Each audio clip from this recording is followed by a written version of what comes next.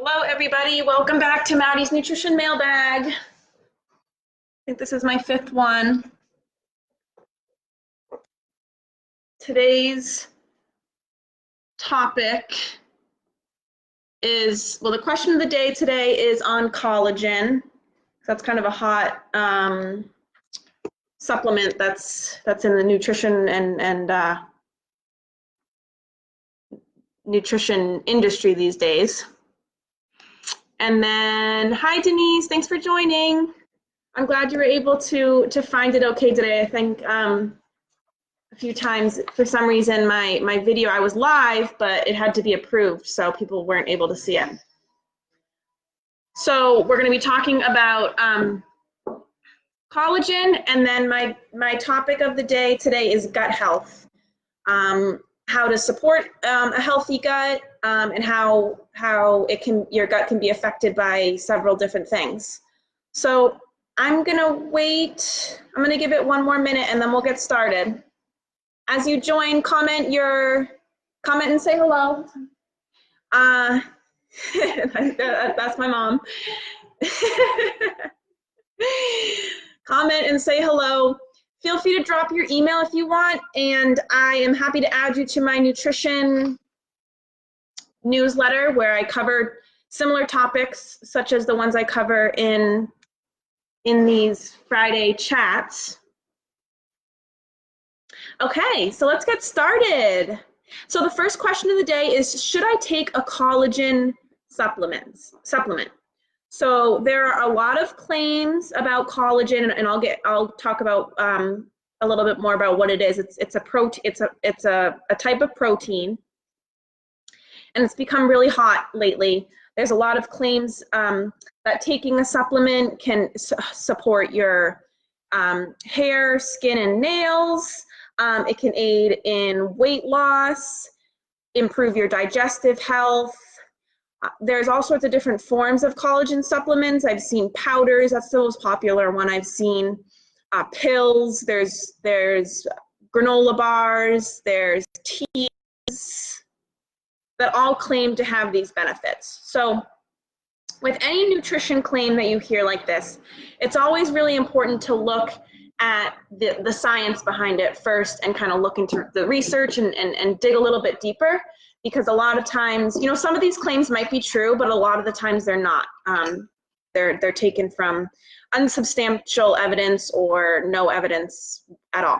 So let's look at the background. So like I said, collagen is a type of protein that makes up our fibrous tissues. So like our tendons, our ligaments, cartilage, skin, hair and nails, and joints. When we ingest collagen, when we consume collagen, it can be used by the body to create other types of proteins too. So when we consume any type of protein, it's broken down into its building blocks, amino acids. And those amino acids go into our amino acid pool. So, and these amino acids can be pulled and used for anything that the body needs it for. So while you might be taking a collagen specific supplement for the purpose of supporting healthy skin, hair, or nails, this collagen is not going to directly translate into collagen in the body.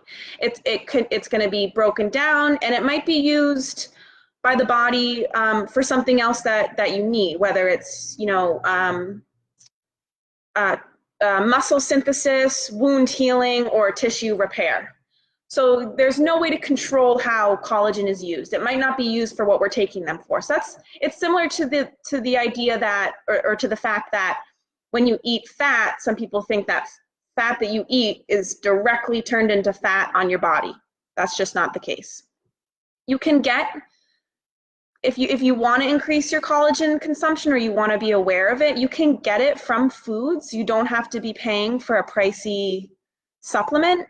You can get it from animal products mostly, so bone broth, meats, eggs, fish, and you can get it from spirulina, which is like a green, it can be a pricier form of collagen. It's like a green powder that you can add to smoothies, and you can add it to water.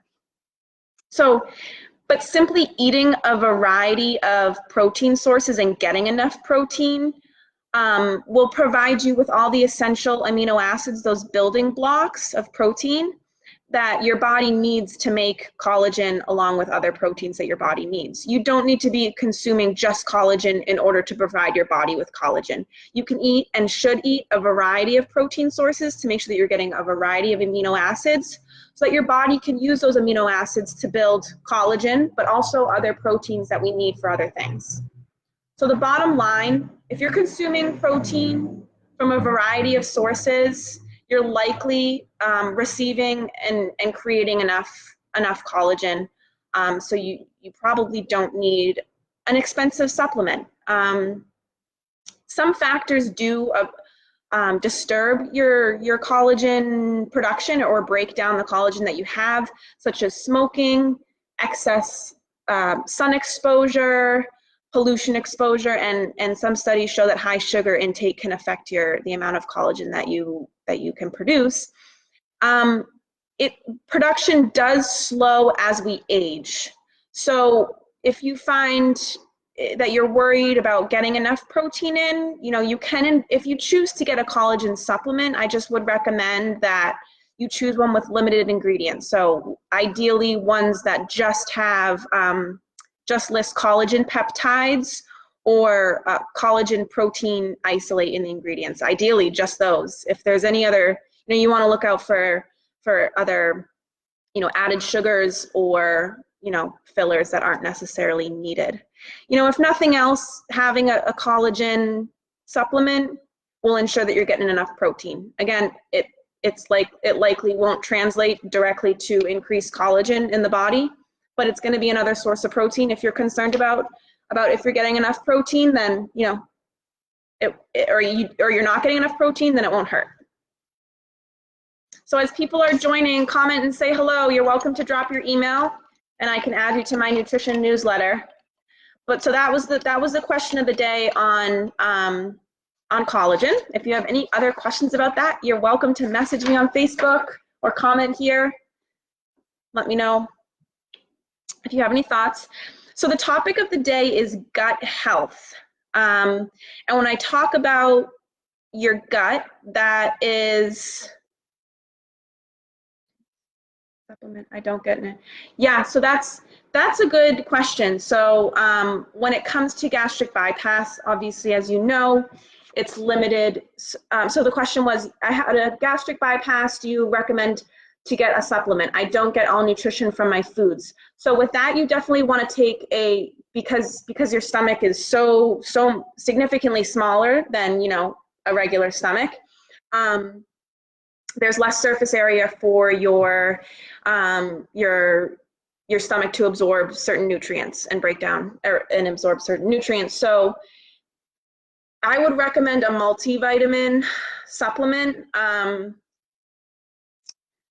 I think, like the Flintstone supplements, they recommend those for gastric bypass because those kind of give you all the multivitamins that you need, along with a vitamin D supplement as well. Yeah. So if you have, and with gastric bypass too, protein is really important. So that's where for you, maybe a protein drink or protein supplement might help, because it can give you a good amount of protein in a small amount and an easily digestible form. So if you have any questions, Denise, on specific brands, I have to do a little bit more research for you, but message me after this and we can chat. So when I talk about our gut, I mean our stomach, our small intestine, and our large intestine. Our gut has a diverse community, like trillions and trillions of bacteria that all work together and form something called our microbiome. Most of this bacteria is found in the large intestine. It's really important, and these bacteria, so there's good bacteria and bad bacteria. It's really important to have a healthy microbiome full of those good bacteria, because these help us to digest certain foods, specifically certain fibers. They supply the body with essential nutrients and short-chain fatty acids, which help support the immune system, and they also help to synthesize certain vitamins, such as vitamin K. there are a few things that can disrupt your gut microbiome, such as alcohol intake, inadequate sleep, smoking, stress, or poor mental health. We'll talk a little bit more about that. Lack of exercise, an unbalanced diet. And there's some studies that show that high sugar intake or refined sugar intake can alter your gut bacteria in a negative way as well. So what's important for gut health? How can we help support those healthy bacteria? You may have heard of probiotics. So we can get probiotics from foods. These are those good microorganisms that aid in digestion. They're the good bacteria for your gut. So probiotics are found in fermented foods, and I actually have some products here that I can show you, like sauerkraut. This is fermented cabbage, similar to kimchi. Kimchi is also a good source of probiotics. Other fermented foods include yogurt, aged cheeses are fermented, kefir, which is a fermented milk drink, also miso paste, which looks like this. It's used in a lot of Asian cooking. I don't remember where I got this from, but this is basically, it's a paste with lightly polished, which I don't know what that means, lightly polished organic brown rice, organic soybeans, some sea salt, sea vegetables, and a koji culture, which is a type of bacterial culture. Also, I had another one here. Where'd it go? Oh, tempeh is a good source of probiotics too, because it's fermented, as well as kombucha, if you like to drink kombucha. And then another important food type that can help your gut bacteria are prebiotics. So prebiotics are a type of non-digestible fiber that acts as food for the probiotics that we consume. So our probiotics feed on the prebiotics, and so the prebiotics can kind of help maintain those probiotics, maintain a healthy environment and give them fuel to colonize in our gut. So these include, they're found in a certain type of fiber that's found in bananas, in berries, in onions, garlic, leeks, asparagus, artichokes, and whole grains. So all those fibers, all those prebiotics, when you eat those help to support the probiotics in our gut, the good bacteria.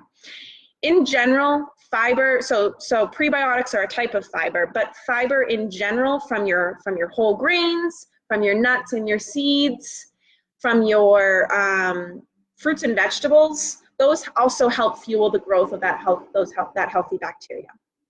In addition, making sure that you're getting enough water. It sounds simple, but it's important in helping with how food is digested and absorbed, is just making sure that you're adequately hydrated. I have my pretty looking fruit infused water here with berries.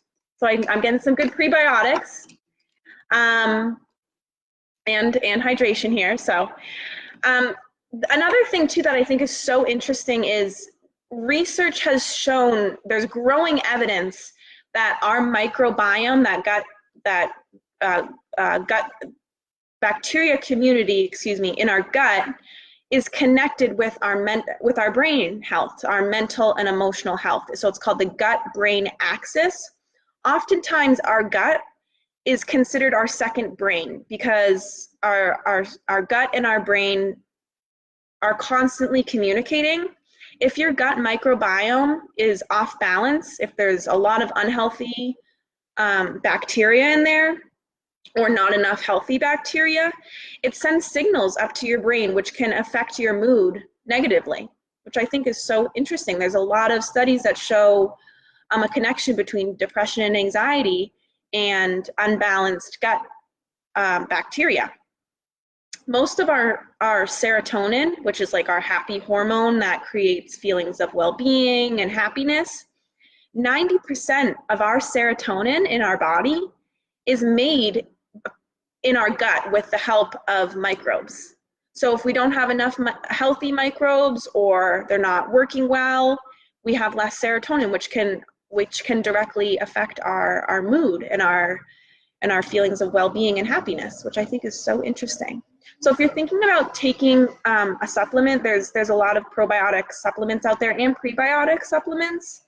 I wouldn't say that supplements should be a replacement for a healthy diet. Our bodies are meant to absorb nutrients from whole foods, and like I just said, there's some good sources of pre and probiotics from whole foods.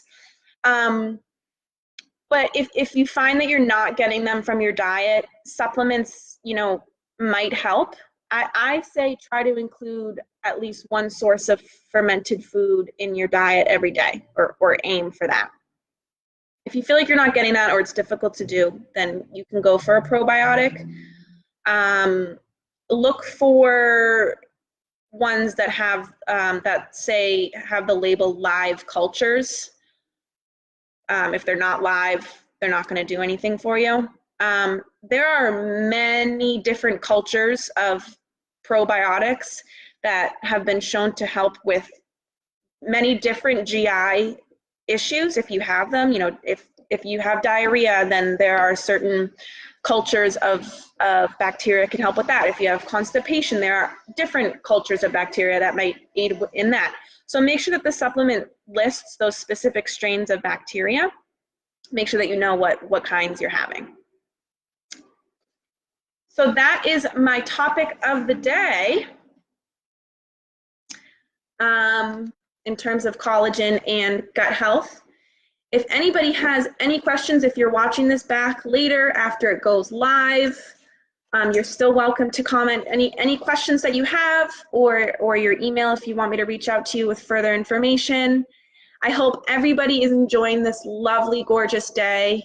I know times are a little weird right now, but it helps to be able to leave the house and go outside and see other people from 6 feet away and know that we're all in this together. So I hope everyone is doing well and staying healthy. I'll be back here next Friday on the 29th at 12:30. I don't know what my topic's going to be yet. So if you have any ideas, anything that you want to learn more about, shoot me a message and I can cover it, okay? Until then, bye-bye.